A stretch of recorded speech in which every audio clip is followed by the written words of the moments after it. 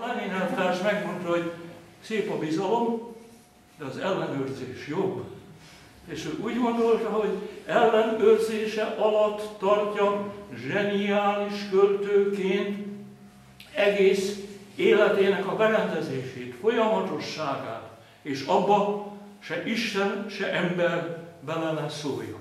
Hát ez az első korszaka. Az életgyilkosnak hitt, áll Istenben reménykedik, a Krisztusok Mártírja című versében, amikor azt mondja, vad nagyszerű rajongást oltott az érnek partja én belém, csupa pogányság volt a lelkem, esztelen vágy és vak remény, forgott köröttem zagyva módon, lármával vadul a világ, és én kerestem egyre valami nagy harmóniát. Pogány Apollónak termettem, ki derűs, erős és pogány, ki pogány módon és erővel dől el az élet alkonyán. Pogány erőtől, daltól, vágytól a lelkem immár nem buzog. Megöltek az evangélisták, erkölcsjobbítók, Krisztusok. Tehát fájlalja, hogy édesanyján keresztül, a hitoktatóján keresztül, a református és katolikus iskolákon keresztül olyan fék jelent meg az ő lelki egzisztenciális életében, hogy nem élhette ki korlátlanul pogány, evilági, testi-lelki élet erőjét. És ez eljuttatja a nihilizmusnak, a semmi hitének a bizonyosságáig, amikor nem semmi nincs a lelkében, hanem a semmi van ott, és nem az üres semmi, hanem a megsemmisítő semmi. Ez egy óriási különbség. Amikor semmi nincs a szívemben, akkor még nagy szívó hatás keletkezhet, és igaz, hogy válogatás nélkül, de a világi, lelki-szellemi javak, igazság és hazugság mozzanatok mind áramolhatnak belém, és nekem kell közöttük válogatni, mit fogadok el, mit nem. Legtöbbször az Úr Jézustól tudjuk, a negatívumot fogadjuk el, mert az üresség vonzza a démoni lelkeket. Ha a tisztátalan lélek kimegy az emberből, mondja Jézus, akkor víz nélkül való helyeken jár, majd azt mondja, visszamegyek arra a helyre, ahonnan kiűztek engem, és visszajön más 7 lélekkel, és annak az embernek az állapota gonoszabb lesz az első. De a megsemmisítő semmi, nem ilyen üres, szívó hatású semmi, hanem ennél is rettenetesebb. Poklot a földön, az ég alatt megvalósító, pusztító semmi. A hajnal nem ragyogó, az éj fehéren lebben, az Isten nem jóságos, az ördög nem kegyetlen. Piros virág a bánt, barna bús a dicsőség, a nyár fagyos jégverem, a tél hevítő hőség. Bivaj fekete a hó, fehér a szurok korma, a van csak egy rossz álom, a valóság, a volna, a halál, ős dáridó, kis stáció az élet, a bűn szebb az erénynél, legszebb erény a vétek. Nincs semmi, ami van, egy való van, a nincsen, az ördög a rokonunk, s ellenségünk az Isten.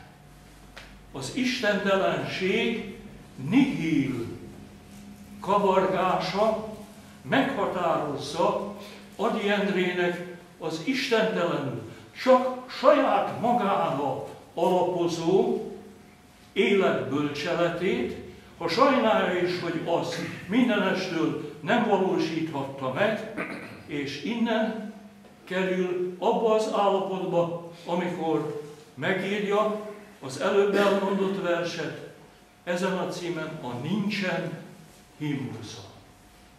Ha nem tudnám a 20. század a maga két világháborújával, jobboldali és baloldali totális diktatúrájával tulajdonképpen a Nincsen himnuszának korszaka volt. Tehát aki elismeri, hogy Szolzsenyicin a Gulág szigetcsoportban igazat írt, az nem tudja tagadni, hogy a bűn szebb az erénynél, legszebb erény a vétek, és a se Isten, se embert nem ismerő Gulág szigetcsoport 100 millió halottja igazolja a Nincsen himnuszának történelmi negatív igazságát. Aki pedig azt mondja, hogy ilyen nincs, az behunta a szemét, és nyilvánvalóan nem lehet hiteles az Isten hite, éppen azért, mert a Nincsen himnuszának negatívuma hiányzik ennek az Isten hitnek a megalapozásából. És így támad a legzseniálisabb módon tulajdonképpen a két bálvány Istennek a látomásos leírása Ady Endrének a költészetében.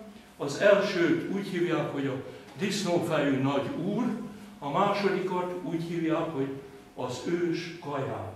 És aki nem ismeri ezt a két bálvány Istent, az nem fogja igazán megismerni azt az igaz Istent, aki az Úr Jézus Krisztusban összpontosítja magát emberré, mert Kolossé 2.9, ő benne lakozik az Istenség egész teljessége testileg, és benne alázza magát Isten erre a földre, Filippi 2.5, mert önmagát megüresíti, emberekhez hasonlóvá lévén, és engedelmes lesz halálig, a keresztfának haláláig. De nincs krisztusi Isten emberség, amíg nincs disznófejű nagy uras, anyagi, pénz, bálványozási, rettentő istentelenség és embertelenség az ember életében.